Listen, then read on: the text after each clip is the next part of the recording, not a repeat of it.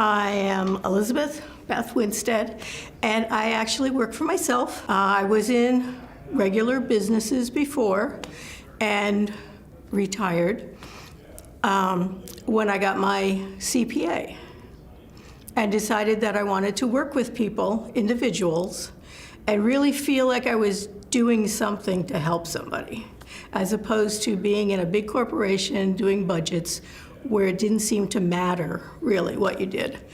So I started doing taxes, and the very first year I started doing volunteer taxes as well. And I did that for like 20 years. And during my practice is when I found people would come to me and I'd look at some of their investments and go, why do they do this?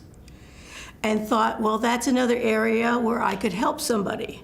I didn't become a CPA to do corporations and auditing and all of that. I saw the vision more working with individuals.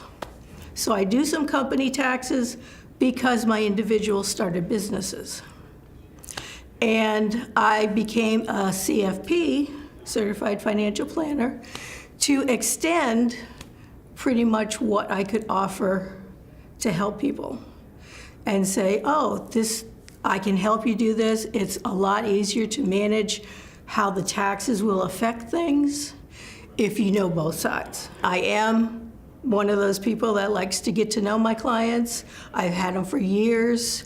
I know their kids, their grandkids, their pets. It's that kind of relationships that you have so that you can try to help them.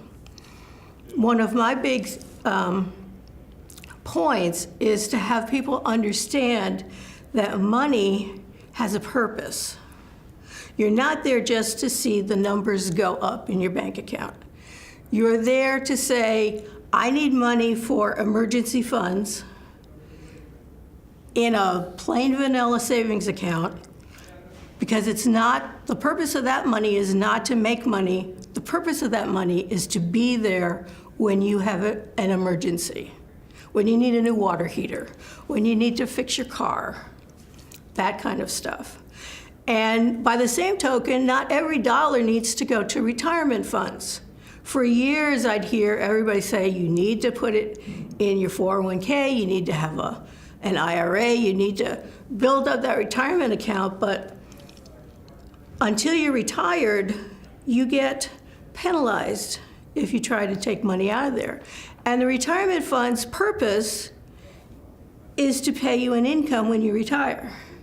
So I implore people to not only have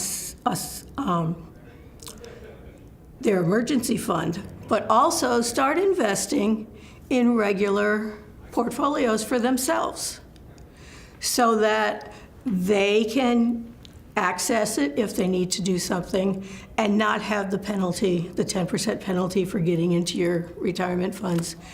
In that vein, my daughter, who works with me, all along I've encouraged her to do these same things.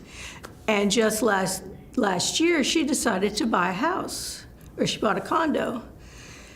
And she didn't have to go to her retirement funds. She had invested funds that she could sell, only pay the capital gains on, and still get the down payment to buy her condo.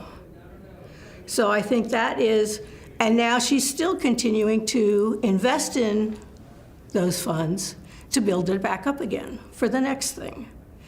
So to me, that's kind of important, is to see how you can get financial freedom and really peace of mind by having the different pots of money in different places because they have different purposes.